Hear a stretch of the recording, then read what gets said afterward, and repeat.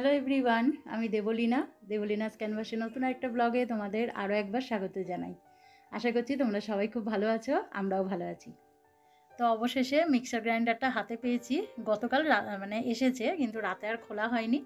ওকে বললাম যে তুমি আজকে সকালেই খোলো, একটু পরে রান্নাঘরে ঢুকবো, তখন মশলাও তৈরি করতে হবে। তো সেই জন্য ও খুলছিল। আর এই মডেলটাই আমরা পছন্দ করেছিলাম। আর এরকমই আমি ব্যান্ডেলেও ব্যবহার করতাম। এই যে 3টে জার থাকে, 2টো বড় আর একটা ছোট। আমি আগে যেটা কিনেছিলাম সেটা এরম ধরনের ছিল না, ওটা একটু আলাদা। 2টো জার ছিল, তবে ওটা খুব তাড়াতাড়ি খারাপ হয়ে গেল। কেন এত তাড়াতাড়ি খারাপ হলো সেটাই বুঝে উঠতে পারছি না। বেশি দিন হয়নি, প্রায় 1.5 বছর মতো হলো ওটা কেনা হয়েছিল। তো যাই হোক, চলো এবার রান্নাঘরে এটাকে সেট করি, এরপর আবার রান্না করতে হবে, এখনও কিছুই শুরু করিনি। আর গতকাল আরেকটাও এসছে পার্সেল, সেটা এই যে দাঁড়াও তোমাদের দেখাই। এটাতে আছে স্যাফরন। তো এটা একটা অর্ডার করা হয়েছিল, আগে যেটা ছিল সেটা প্রায় শেষের দিকে, আর 1 চিমটে মতো আছে।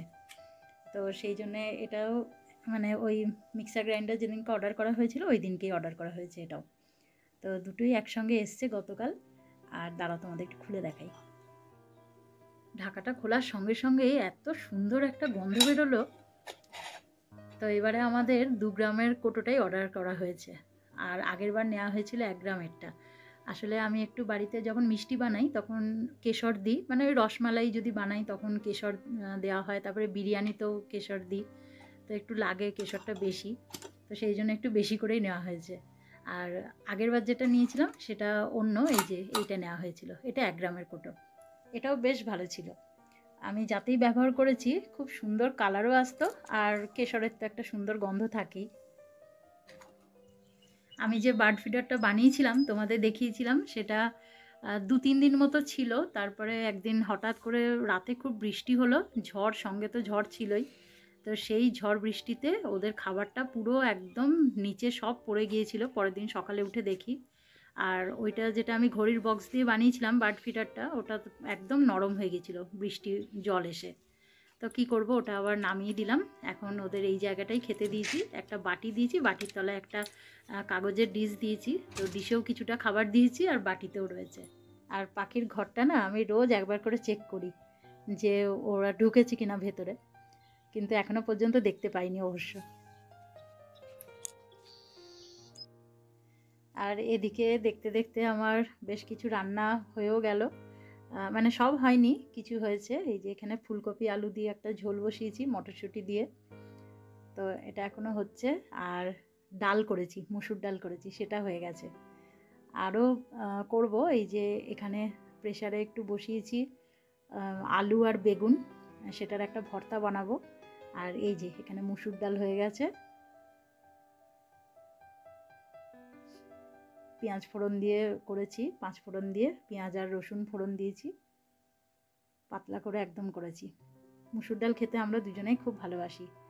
আর এই যে ডালটা বানিয়েছি, এই ডালটা এখানে তো রয়েছে, আর একটু বাটিতে করে তুলে রাখি। যখনই ডাল হয় আমাদের দুজনেরই অভ্যেস আছে, একটা বাটিতে নিয়ে দুজন একটু একটু করে খেয়ে নিই, এতটাই ভালোবাসি আমরা মুসুর ডাল খেতে। এই যে এই বাটিতে দেখো একটু তুলে রেখে দিয়েছি, এইটা আমরা দুজন এখন একটু গরম গরম খাবো। আর এই যে নতুন মিক্সি জার আজকে উদ্বোধন হয়েছে, আজকে পনির বানাবো। তো পনিরের যে মশলাটা, আদা টমেটো আর কাঁচা লঙ্কা এখানে পেস্ট করে রেখেছি। আর এইখানে এই যে আলু বেগুনের ভর্তা হবে, তো সেই জন্য এই যে সব কিছু কেটে রেখেছি এখানে, পেঁয়াজ রসুন আদা লঙ্কা টমেটো ধনেপাতা। আর এই যে পনির এখানে কেটে রেখেছি, তার সঙ্গে একটু আলু দেব, আর মশলাটা ওদিকে তৈরি করে রেখেছি। এই দুটো রান্নাই বাকি আছে, এখন ভর্তা হবে আর পনিরটা, ব্যাস।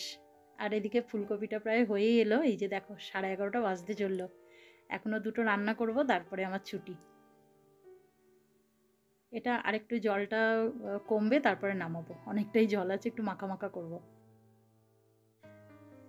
তো এই দেখো পাখি এসেছে খেতে, আর বাটিটা সরে গেছে, আমার মনে হয় কাঠবিড়ালি এসেছিল জানো, কাঠবিড়ালি এসে মনে হয় একটুখানি নড়িয়েছে বাটিটা, তো সেই জন্য এদিক থেকে ওদিকে চলে গেছে।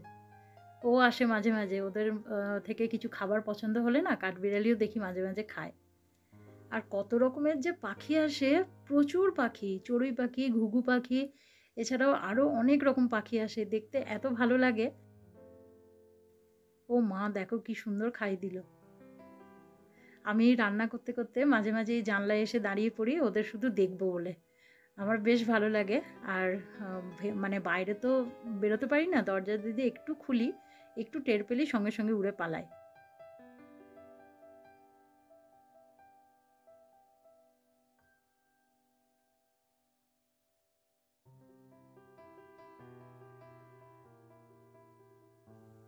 তো এখন বিকেলবেলা আমি এসেছি রান্নাঘরে চা বসাতে। তো রান্নাঘরের জানলা দিয়ে আমি আরেকজনের দেখা পেয়েছি। এই দেখো কে এসেছে আমাদের বাড়ি। এই প্রাণীটার নাম কি বলো তো? তোমরা হয়তো অনেকেই জানবে, আমি এর ভিডিও আগেও করেছি। অনেকটা দেখো ইঁদুরের মতো দেখতে, আর পেছনে ছোট্ট একটা লেজ আছে। আর প্রথম যেদিন আমি একে দেখি সেদিন আমি খরগোশ ভেবেছিলাম, একদম খরগোশের মতোই লাগছিল দূর থেকে। তারপর অনেকক্ষণ দেখার পর ভাবলাম যে না, এটা খরগোশ তো নয়, অন্যরকম লাগছে। তারপরে আমরা জানলাম যে এর নাম হলো বিভার। তো অনেকটা দেখো খরগোশ ইঁদুর এরকমই অনেকটা দেখতে লাগে, ওরা মানে ওরকমই মিল আছে অনেকটা। আর ঘাস খায়, এই যে দেখো আমাদের বাগানের ঘাসগুলো বড় হয়েছে বলে। ও আর একে না সবসময় বিকেলের দিকে বেশি দেখা যায়, সকালে খুব একটা বেরোয় না। তো এই ঘাস খেতেই এসেছে, ঘাস বা ওই গাছ জাতীয় কিছু খায়, টুকটুক করে খাচ্ছে দেখো না। আর ও থাকে কোথায় বলো তো? ওই যে ওই বাড়িটা যে দেখছো, ওই বাড়িটার পেছনে যে কাঠের জায়গাটা বাঁধানো আছে, ওর তলায় দেখো সিঁড়ি মতো আছে, ওই তলায় ও থাকে। ওখান থেকেই ওকে বেরোতেও দেখি, আবার ওখানে ঢুকতেও দেখি। তো সেই জন্যই জানি যে ওর বাসা ওখানেই। আর বিকেলে এই যে বেরিয়ে একটু ঘাস টাস খেয়ে তারপর আবার বাড়ি ফিরে যাবে। ওই যে ওর খাওয়া কমপ্লিট হলো আমাদের বাড়িতে, এবার ওইটা দিয়ে উঠে এবার পাশের বাড়িতে যাচ্ছে। ওই দেখো।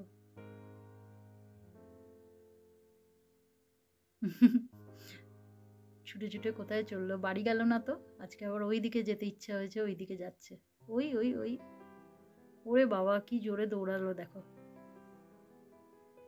চা তো হচ্ছে একদিকে, আর এইদিকে ভাবলাম যে একটুখানি পাঁপড় ভেজে নিই। চায়ের সাথে পাঁপড় ভাজা খেতে বেশ ভালো লাগে। আর এই পাঁপড়টা সেই চাল স্ট্যান্ড থেকে এনেছিলাম, সেটাই মানে অল্প অল্প করে ভেজে ভেজে খাওয়া হচ্ছে। আর এই পাঁপড়গুলো দেখলেই না একদম ছোটোবেলার কথা খুব মনে পড়ে। আমরা স্কুলে যখন পড়তাম, একদম ছোট বয়সের কথা বলছি, তখন হয়তো 5-6 এরকম পড়ি। আর স্কুলের বাইরে কাকুরা ঠেলাগাড়িতে এই পাঁপড়গুলো নিয়ে বসতেন। তখন তো ওই কত 20 পয়সা, 30 পয়সা, 40 পয়সা এরকম ছিল। তো সেই ওই পয়সাতেই কতগুলো পাঁপড় পাওয়া যেত। পাঁপড়, হজমি, তারপরে ছোট্ট ছোট্ট চৌকো চৌকো সন্দেশ মতো পাওয়া যেত। সেগুলো খুব মনে পড়ে আর খুব মিস করি, সেগুলো তো এখন একদমই দেখতে পাই না। আর এই পাঁপড়গুলোকে আমরা বলতাম আঙুল পাঁপড়। এক একটা আঙুলে ঢুকিয়ে তারপরে খেতাম। তো সেই ছোটোবেলাকার কথা মনে পড়ে যায় দেখলেই।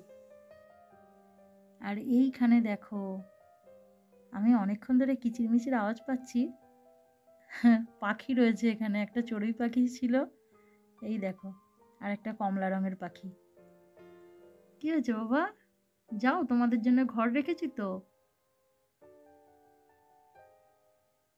কি ভাবছে?